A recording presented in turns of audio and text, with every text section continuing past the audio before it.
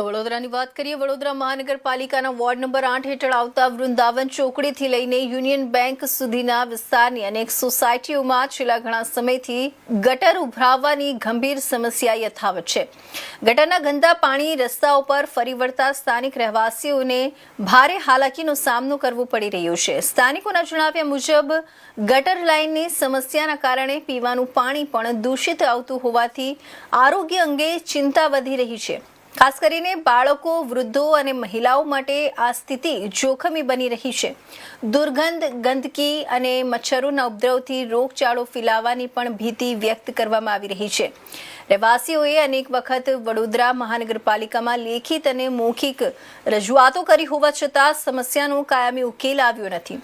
સ્થાનિકોનો આક્ષેપ છે કે ચૂંટણી સમયે મત માંગવા માટે તમામ રાજકીય પક્ષોના પ્રતિનિધિઓ અને ચૂંટાયેલા સભ્યો વિસ્તારની મુલાકાત લે છે, પરંતુ સમસ્યા ઊભી થાય ત્યારે કોઈ પણ લોકોની વચ્ચે દેખાતું નથી. વિસ્તારના રહેવાસીઓએ મહાનગરપાલિકાના જવાબદાર અધિકારીઓ અને જનપ્રતિનિધિઓને તાત્કાલિક સ્થળ પર આવી નિરીક્ષણ કરીને ગટર અને દૂષિત પાણીની સમસ્યાનો કાયમી ઉકેલ લાવવા માંગ કરી છે. વડોદરા આજનો આ વિડીયો હું ખાસ કોર્પોરેશન કમિશનર સાહેબ માટે ઉતારું છું. સોશિયલ મીડિયામાં એ પાવરફુલ છે, પોતાનો PR પણ વધારી રહ્યા છે, ખૂબ સારી વાત છે સાહેબ. પરંતુ તમારે યાદ રાખવા જેવું છે કે તમારા અંડરમાં જેટલા કામો આવે છે એ કામો પબ્લિકને કેટલા અત્યારે નુકસાન કરી રહ્યા છે. ખાસ કરીને હું વાત કરીશ આજે કરોડિયા ગામની આગળ જાઉં વૃંદાવન ચોકડી અને એમાં નહેરુ પાર્ક જે સોસાયટી છે એ રસ્તો છે. ગટરોની સમસ્યા ઘણા બધા ટાઈમથી છે. તમે નવી લાઈન નાખી છે, જોડાણ કરવાનું બાકી છે. ખબર નહીં કયો નેતા શ્રીફળ ફોડવા આવશે. વડાપ્રધાન કદાચ શ્રીફળ ફોડશે પછી તમે જોઈન્ટ આલશો અને જોઈન્ટ આલ્યા પછી અમારા વિસ્તારના લોકોને સારું થાય. સોસાયટીમાં દરેક જગ્યા પર આ સમસ્યાઓ છે.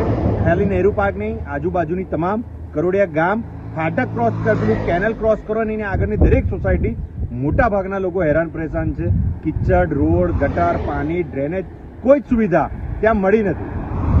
પબ્લિકે આ વખતે વિરોધમાં ઘણા બધા વોટ અમને કોંગ્રેસ પાર્ટીને આપ્યા છે અને પબ્લિક કંટાળી છે ત્યાંના સ્થાનિક નેતાઓથી, સ્થાનિક ધારાસભ્યો અને કોર્પોરેટરોથી. જેથી હવે અત્યાર સુધી અમે નહોતા બોલતા, પરંતુ હવે અમે તમને રિક્વેસ્ટ કરીએ છીએ કે વહેલી તકે દરેક સમસ્યા છે પૂર્ણ કરો. અન્યથા એવા પ્રકારનો વિરોધ તમને જોવા મળશે કે તમને પછી એવું થશે કે ભાઈ અત્યાર સુધી તો એવું હતું કે ગટરના પાણીમાં કે પેલા એમાં તમને ખોટા ડૂબાડતા હતા. 5000 લોકોને ટેમ્પા ભરીને, ટ્રકો ભરીને અમે ત્યાં આવીશું. આખો વડોદરા શહેરનો ખંડેરાવ માર્કેટ ચોકઅપ કરી દઈશું. હજુ કહું છું કે આ એક શરૂઆત છે. વહેલી તકે જો તમે કરોડિયા વિસ્તારના દરેક સોસાયટી ચાહે જે કોઈ હોય, જો નાત જાત અત્યારે અમને એવી વાત ખબર પડી છે કે અહીંયાથી કોંગ્રેસને વધારે વોટ મળ્યા, આ સોસાયટીના કામ નહીં કરવાના. જો આવું કોઈ કોર્પોરેશનના કોઈ અધિકારી કે તંત્રના રહેલા કોઈ લોકો જો અમારા ધ્યાન પર આવ્યા તો સાહેબ કસમથી કહું છું એનો બહુ મોટો જવાબ પડઘો તમારી ખુરશી સુધી પડશે.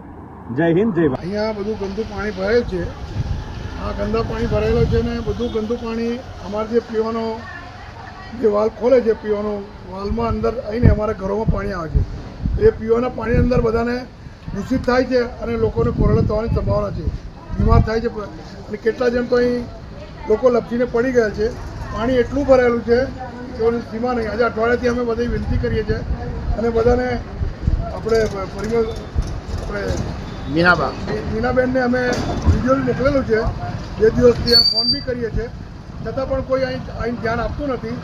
વોટિંગને ટાઈમે એ લોકો આવે છે, હાથ જોડીને વિનંતી કરે છે.